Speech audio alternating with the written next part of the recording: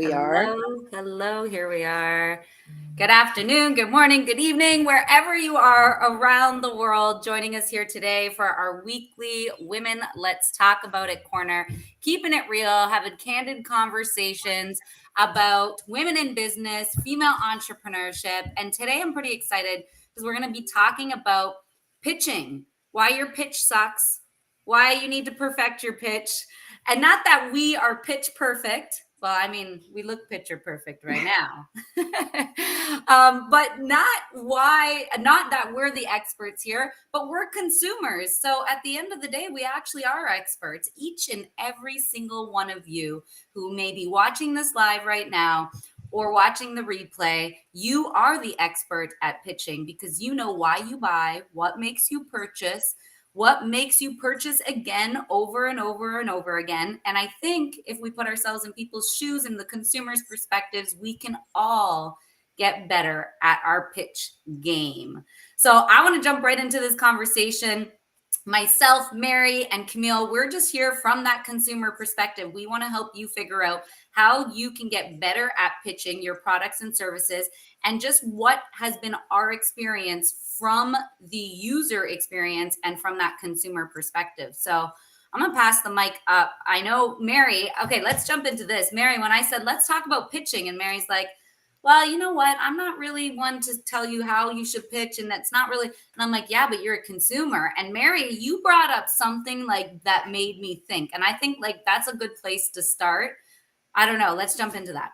Yeah. So what I said was that as a consumer, sometimes I end up buying out of people pleasing or guilt, especially if I know somebody and I know that they're making the effort. I'm the type of person that also will go into a store and not leave unless I buy something. Like I tend to feel bad about that. I feel like, okay, you have all of these people coming in, and I put myself in the shoes of the person who's selling, and it's a little disheartening. Like I feel a little disheartened when if I had a store and somebody walked in like they didn't buy, right? So I think the psychology behind that is a little warped on my end, but I'm working on it.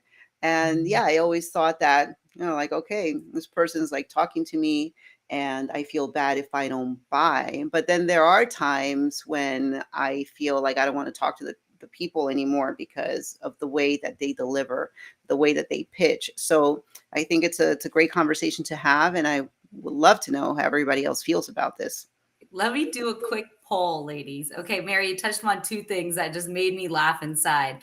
When I need to go to the bathroom and I'm on the road, and we're like, oh, just stop at Starbucks or just stop at Tim Hortons, stop at McDonald's. Camille knows this about me, or my kids need to. I need to buy something in order to feel entitled to use their bathroom. Mhm, mhm. If that is you, you're listening, you're viewing this, drop me in the chat. Let me know. Yes, you feel like you have to purchase something.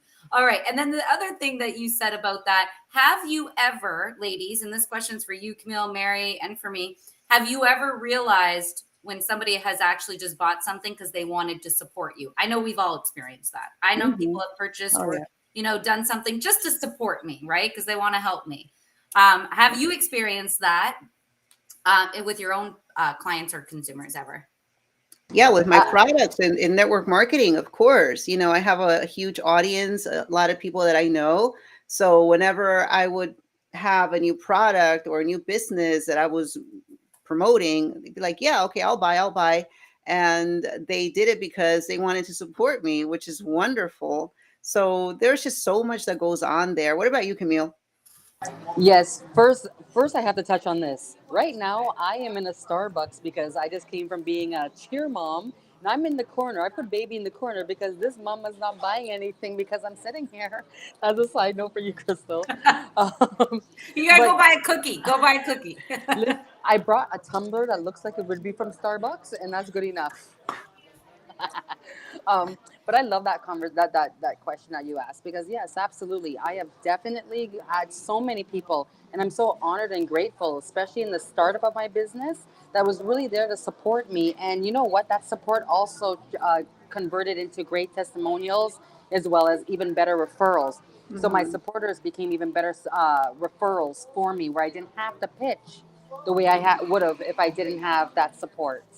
And that goes into the art of building that trust. And it's something that every salesperson, because we're all selling something at the end of the day, but whether or not we're super upfront about it is a different story, right? Instead, we let our reputation kind of lead the way, and the trust that we build with our consumers, with our supporters, with our clients, that's what makes a difference. So whenever I would start something, whenever I'm selling whatever, I don't even have to make a huge effort because the trust is already there. It's built. So whenever I do talk about something, they like, okay, let me sign me up right away. I want to get that thing right away. Let me go ahead and order right away.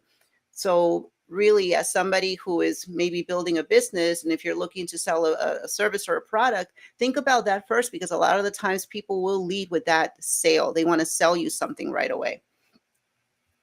That's so true. You know what, Mary? I think one of the things I've watched you pitch, I watch you, and pitching it sometimes when you say it, does it feel like uncomfortable? The word pitch, it feels like grimy, like sales, car salesy. Mhm. Sorry for all the car sales people watching, but no, but it feels that way, right? When Yeah, we say yeah. we're pitching, right? But Mhm. pitch isn't a bad thing, and I think we need Right. to reframe our brain, especially when we approach pitching from a selfless, a servant Mhm. type attitude.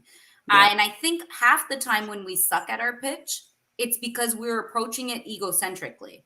I Mhm. think we're approaching it and we're so focused on what I'm saying. Does it sound right? Are they going to buy? Am I going to make the sale? We're not putting ourselves in the consumer's perspective. We're not putting ourselves in the consumer's shoes. We're constantly thinking and talking about the perfect script in our head Mhm. instead of using an anecdote, instead of using a story that's relatable, instead of focusing on all the features of your product, how about you just focus on the benefits, because Mhm. that is what's relatable to your consumer. And so I see this a lot of times in entrepreneurship. When we talk about our products or services, we're all just about, and it's got this feature, and the phone does this, and the phone has this, and it has a really good camera. Well, what if we talk about why the really good camera is good for Mary Massey, who is a content creator?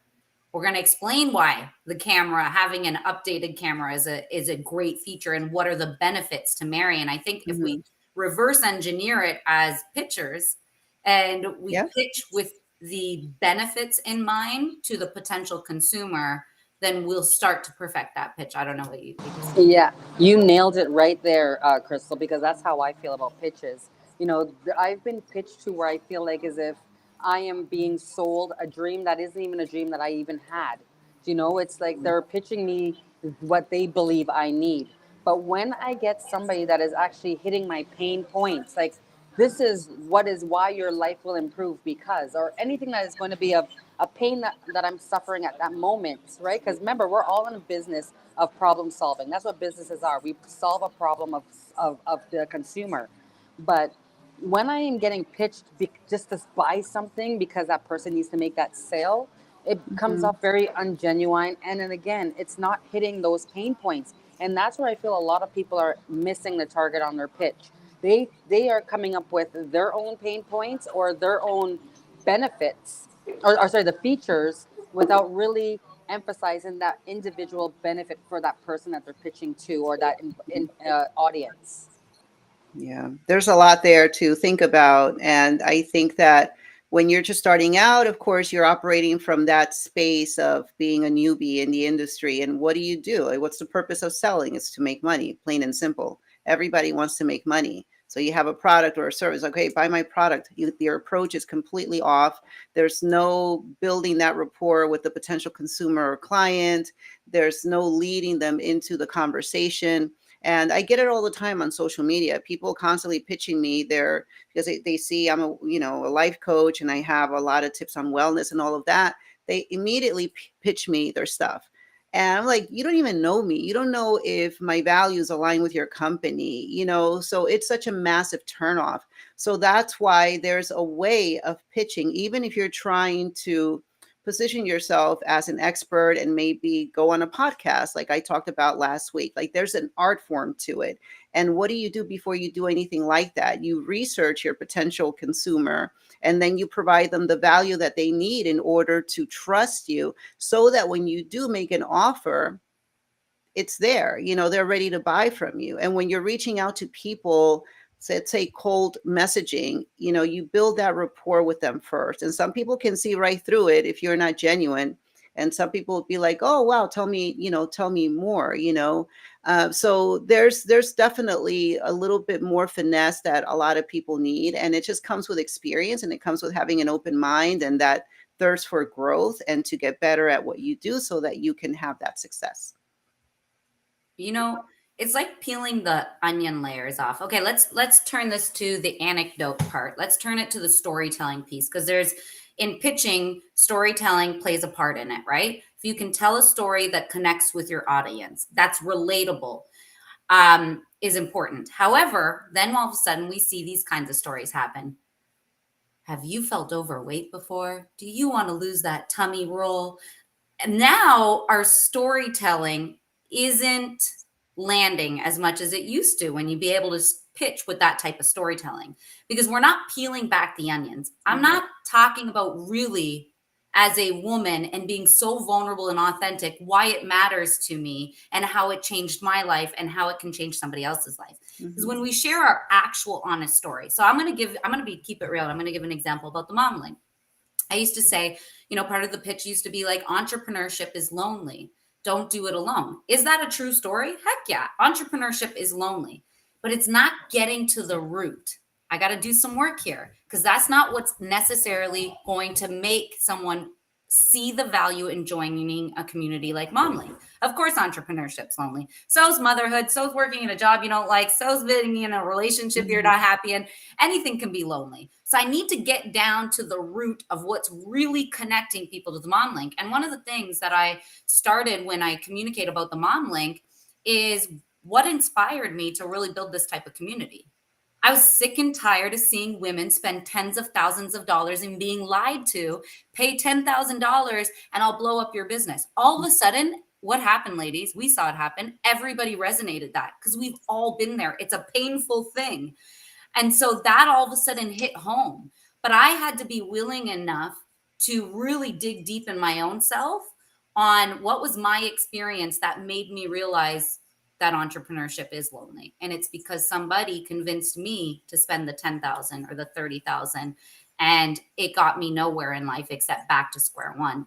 That's the story that hit home. And I think when people think about the storytelling, we need to peel back the layers. And even though we think the story is relatable, did you make up the story? Is it surface level? Are you digging deep to really connect with people? I love that you said that, because that really is, you banged it again, because this is where I'm looking at with my business, is the power of storytelling as opposed to just pitching is so much more stronger, especially because people are now buying into people more than they are into the services or the product. And even what I'm doing with my business, because yes, I'm in the wellness industry, and there's so many of us, absolutely, but there's so many different areas of wellness that people don't even realize. So I decided, just like I said, just like you all know, I am doing a birthday presentation. I just decided this is the way I'm going to pitch who I am and what my business is all about, through my story, through the power of how I even became to where I am. Because I know that this is something that a lot of people can resonate with and relate to, as opposed to just getting summer body right, or this external look.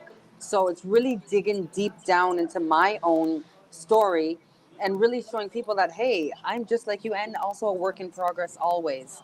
So I feel like the fact that one thing that we really need to hound down is the authenticity in our pitch, the story, the reason as to why we are even doing what we're doing for you, not just the money, because everyone's going to be like, okay, now what are you trying to sell me today? Right? Like, how many MLMs has your cousin brought to you in the last 5 years? Is it really a genuine sale, or something that's going to really help me, or are you trying to go for that sale? So I'm really, really focused on people that really look at that really use that story in their pitch, just like you just did with the mom link there, Crystal. Being vulnerable, keeping it real, shows you as being human, and shows that person, shoot, she went through all of this, then I could do it too. I'm so tired of seeing the P. Diddy and the shining lights that we see on social media, and assuming that our life is horrible because we don't have it like that. Unbeknownst to us, that person went through a whole story before they got there.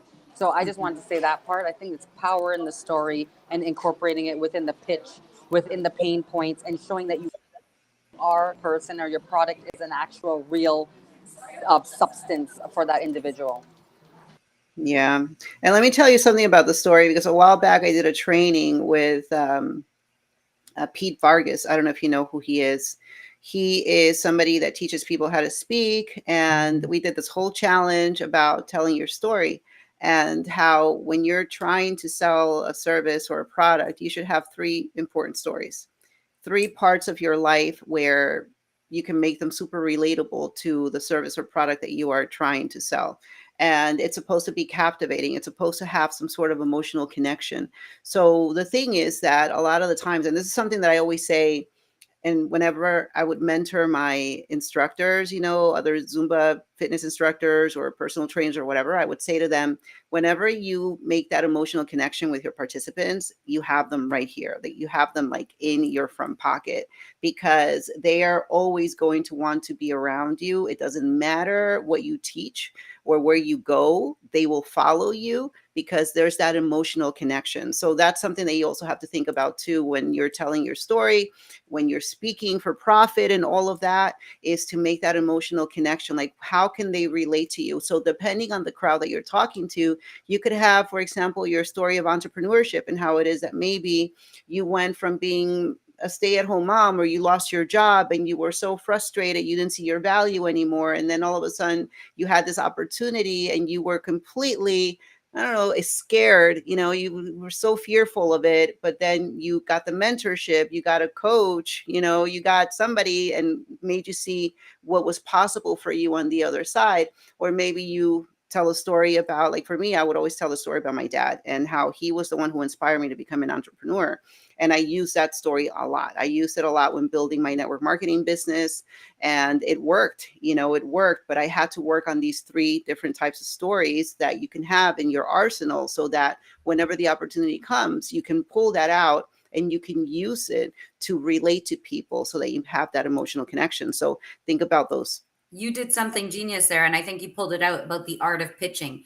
You need to have an arsenal. So we talked about like the storytelling piece, and the first story I shared about the mom link, about spending thousands of dollars and then still making $0 in your business. That's a pain point for a lot of entrepreneurs out there. So that's one story that I tell and resonates and lands with the ideal, community for the mom link. The second story I use, and I pull out that arsenal, is when I know I'm in front of a group of moms. And I talk about the mom life identity crisis, how when you enter motherhood, you get rid of all of your identities, except the only one you have left as a mother, as being a mom. And then all of a sudden you wake up one day and realize, I want a different identity, not just being a mom.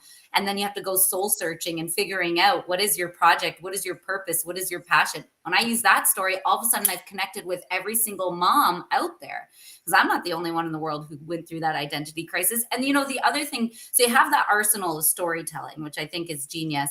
And then I think the other piece to storytelling, okay, so I'm going to throw this out. This might be a little bit controversial, so get ready for this, ladies. But this is Candid Conversations. And so both you ladies are in wellness, fitness, wellness, nutrition. We saw a big shift and a big change happen in the wellness industry. And there are a lot of fitness and wellness instructors who wouldn't, for me, be my ideal vision of what it looks like to be a fitness and wellness instructor.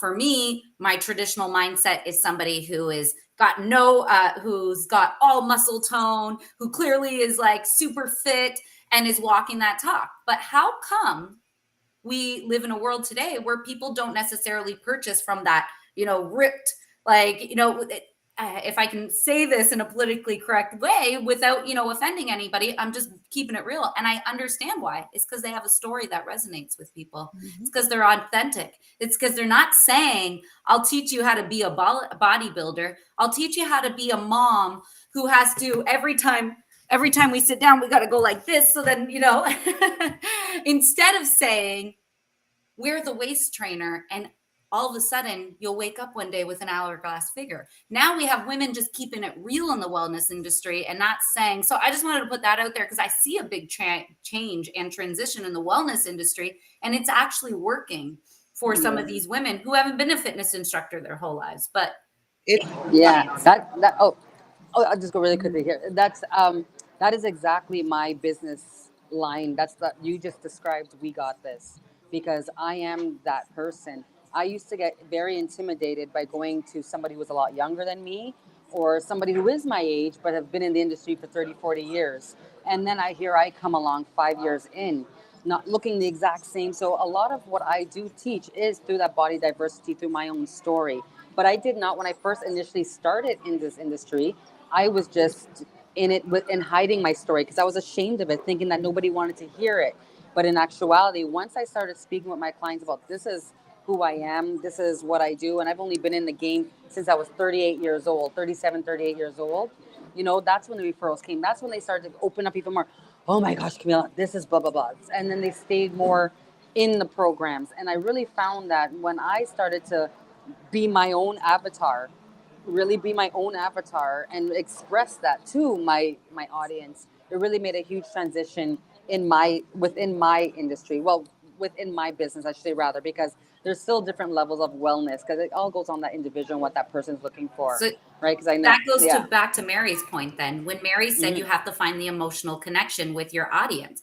And that's when people say my industry is saturated, because we hear this a lot in the wellness industry. My industry is saturated. Yeah, it probably is very busy, but there's like how many people in the world that need to be serviced, and they're not all going to connect with Mary. They're not all going to connect with Camille, but these two women have different stories and why people connect, right? And so I think when people say my industry is so saturated and that's not why I'm selling, no, it's because your pitch sucks. It's because you're not emotionally connecting with your ideal audience. And it's because you're not pulling back the layers yourself and you're not being honest. Yep. So if your pitch is we're the waist trainer and that's how my waist got small, well, you're not connecting. And by the way, I pulled up my pants so high that I can't even breathe over here. But instead, like Camille, I connect so wholeheartedly with you because you keep it real and you really do talk about struggling with loving the skin that we're in, and you recognize that. And that's an emotional connection for me because I think as women and as moms, we continue, no matter how much mindset stuff we do in the world we live, we struggle with comparison and loving the skin that we're in. And Mary, like you bring the powerhouse out in me, you bring the I don't know. You bring the powerhouse out in me. You bring the inner Latina out in me. There's so The fun. yes, the It's fun, that fun. that high energy. You can do it attitude. So I thought Yeah, I'd bring up the wellness as this is something that I wanted to mention is that even though we may see that there's a lot of noise and a lot of quote unquote saturation, everybody out there does things in their own way.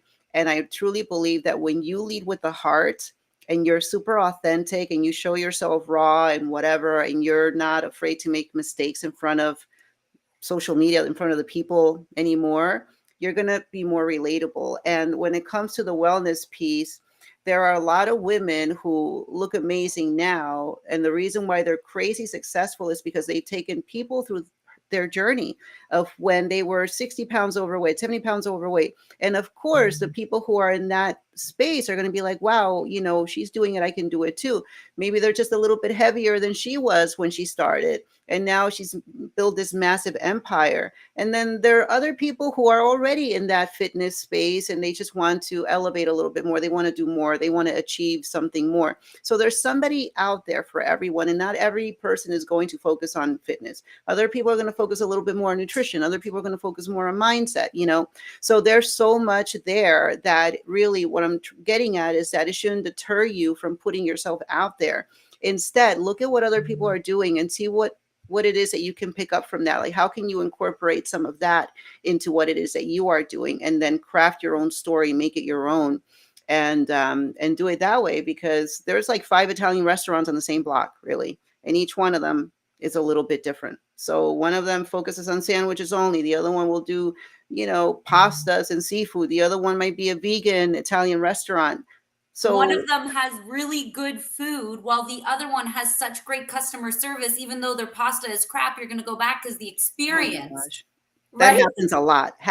I'm like, why do people keep coming here? Like, the place is packed because the customer service is amazing. So, yeah. So true. Okay, so we talked about the storytelling piece. We talked about putting yourself in the shoes of the consumer. We talked about bringing that authenticity to your pitch and that storytelling, and how everybody has their own unique thing. And you know what this brought up to me, Camille? You've done the skipping, and all of a sudden, you've connected with all the skippers out there. I can't skip for the life of me.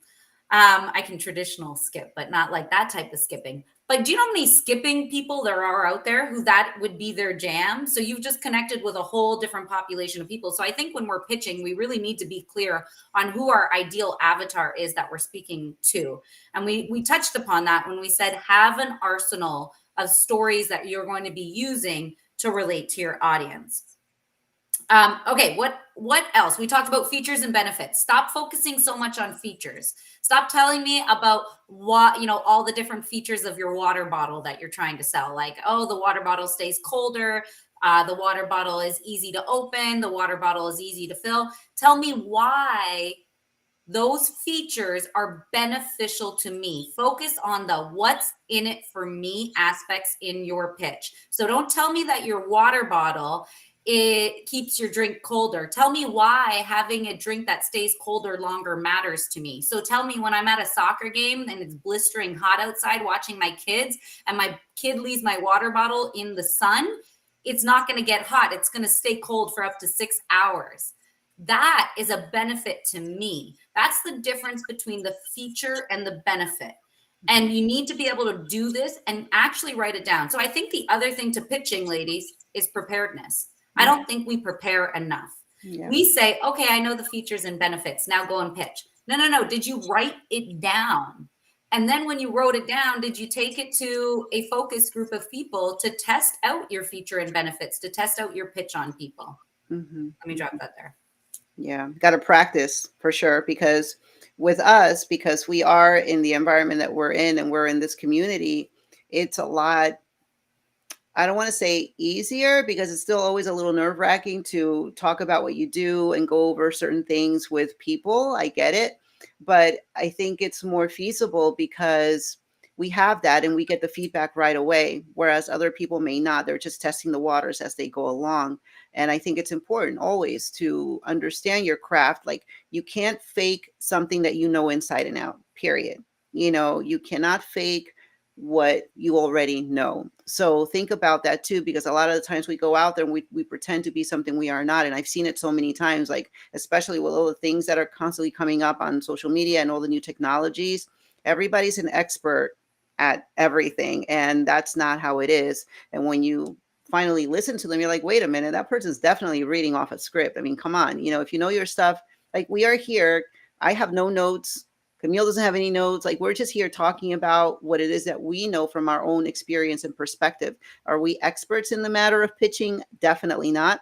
But we are sharing our own experiences. And hopefully, as you're listening, maybe it gets you thinking and saying, okay, wow, maybe this is something I need to pay attention to, or how can I practice this a little bit better? Or how can I reach out to these amazing ladies who can help me do that? So there's power in that too, in asking for help. Too, power in asking for help. And the last thing, and I just heard somebody talk about this on a podcast not long ago. And it was, before we used to be like, we'd look at the trophy on your wall and be like, oh, she likes golf. Oh, I love golfing, and then we'd talk about golfing. This is like surface level connections. It's conscious. That's connecting with the conscious mind of the other individual. I think if we focused more on the unconscious connections, not necessarily, oh, I'm a mom, you're a mom too. Don't you want to buy from me just because I'm a mom? That doesn't work.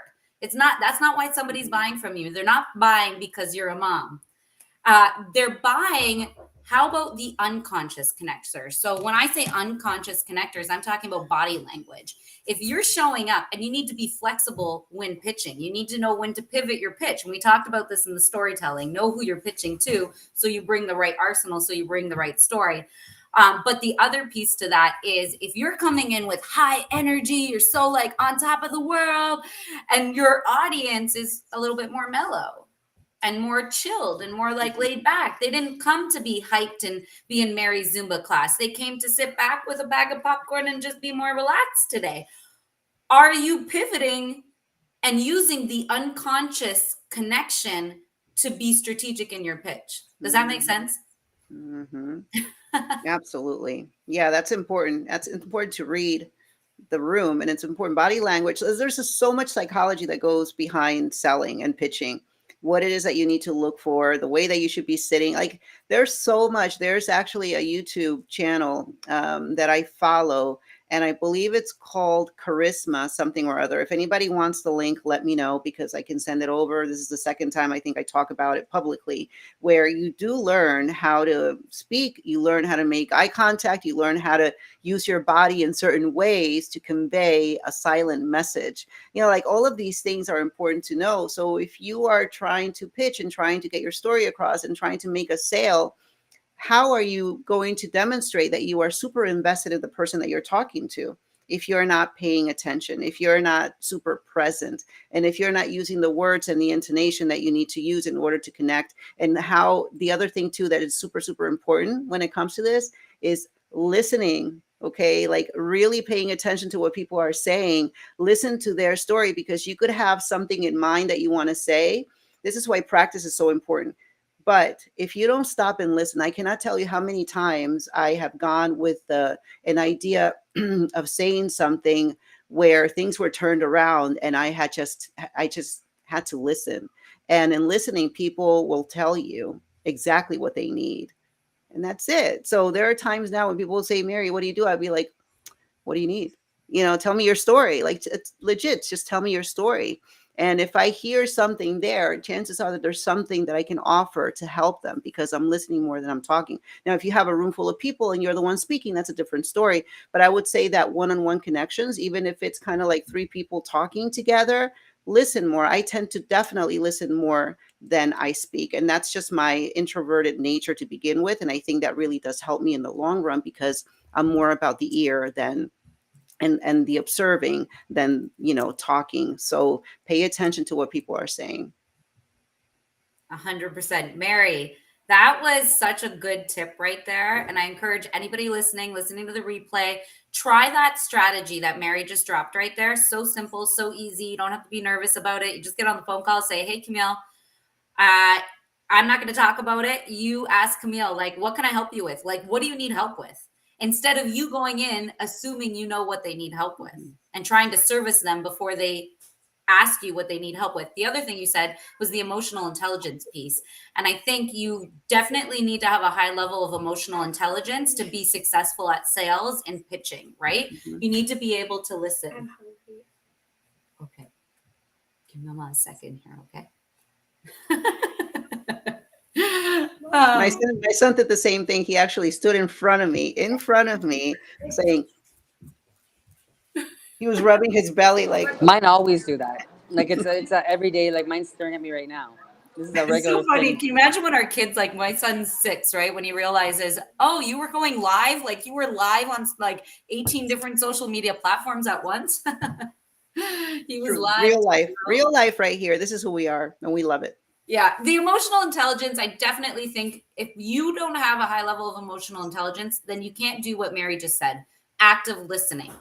And if you realize, catch yourself, you can change this. You can unlearn the bad behavior we all have, which is when we listen, we're thinking about what we want to reply with instead of just listening. Mm-hmm. And if you're doing that, just be conscious of it, and you can unlearn that. And start practicing. So as soon as you start feeling yourself when your client is speaking to you and you're waiting for them to finish their sentence, just so you can talk to them about that feature you really want to talk to them about, you're not actively listening. And chances are you're going to lose them, because Mary pinned it right there. In letting them do the speaking, and if you're actively listening, then you're going to pull out their pain points. They're going to give you the answers that they want solutions to. And then bam, you just come in with the solution, right? So I encourage people, try that on your next sales call. Try that on your next one-on-one call with your potential client. Yeah. And can I just touch on emotional intelligence, because we talk about self-awareness always, right? Comes from the self. But emotional intelligence too is observing other people's patterns of behavior, especially when you're talking to them or when they're talking to you. Because if you don't catch it and you're talking and you continue to not pay attention to their body language or whatever it is that they're doing, you're going to lose them and they're just going to go on their own completely. There are times when I do that. Like, people just regurgitate all their words and I just go to my own little happy place, because there's really no point in having a conversation. You're not having a conversation with the person. So be aware of not just yourself, but also those around you, in order for you to be able to tackle the pitching the way that you're supposed to be doing it. So there's definitely an art to that. And that self-awareness is not just about yourself, but about everybody else around you. I also believe that you have to be up to the time with the trends of your industry, of your service, of your product. And what I mean by that is, again, I'll go back to my industry, where 20, 30 years ago, it was all about cardio and all this certain look. And without even looking at the mindset, without looking at the nutrition, there's all these different areas that back in the day were not ever being addressed in these pitches or in these, again, I'm just using my industry as a whole. And in actuality, reason I even in this wellness industry is because of the mindset and the mental health aspects of it. So I believe that it's very important for us to keep up with the times, the current trends, the current pain points of the environment that is around you, and really hound in your story, your huge why, your purpose is exact, and that clarity is what will really resonate with other people. It will really bring in people, because again, how everybody's just so tired of being sold to, and really want to see how, not even see how, learn how what you're doing is going to attract or solve a problem that they are looking, or they may not even know they've had, but now you are addressing these things just through your life experiences, and also keeping current with the times, because I think that's huge. I'll give it. I just don't like when I'm being pitched, especially in my industry, about just the external. That's a complete turn off to me. It turns, and that's me as a consumer. It turns me right off, because there's so much more to wellness, and I want to know more of that, because to me, that doesn't hit the mark. So I really believe that really looking at the trends, looking at your environment and the individual that you're talking to. So maybe your pitch is not going to be the exact same to every place that you go, to everyone that you speak with. It's really going to go with, that current environment or that individual that you are talking to, where you get, I always believe that you should have a pitch that you can repurpose or redesign in a way that's authentic to to that individual that you're speaking to, or to the audience that you are presenting in front of. Pivoting and being flexible and moving with the times and taking a seat back and seeing what makes you purchase is crucial to getting your pitch right and perfecting that pitch. And like everything, and like baseball, and I know nothing about baseball, but the more you swing, the more you're going to be able, the more you throw, the better pitcher you are. The more you swing, the better you're going to be at hitting that target. So practice your pitch, get some feedback, use all the tips that we shared here today. And we want to know your tips. We're not the experts. We're just three women having real candid conversations about women in business, female entrepreneurship. Today, we talked about perfecting that pitch and having an effective pitch strategy. Let us know, what are your tips? Share with all the other female entrepreneurs in the MomLink community. What tips do you have? What has worked for you? What do you see in your pitching strategy? How do you see the most success when you go to do pitching for your business, products, or services? We'd love to hear your feedback. Throw that in the chat. And that's it for now. Any last thoughts, ladies, before we tune off here? I do if I can. So for anyone that is super excited about learning about pitching, not even just learning about pitching, just hearing other pitches, we here in the Mom Link are going to be coming to you this fall. Sorry, daughter. This fall with Pitch Perfect, where we're going to masterclass, where we're going to be learning from pitch experts, how to craft a pitch, and then coming back as a community collectively for fun. Remember, this is fun. We got to make things fun, because it makes us more excited to do the work. And we're going to come back a month later, where we are going to have our own pitch contest, and that's a great opportunity for us to,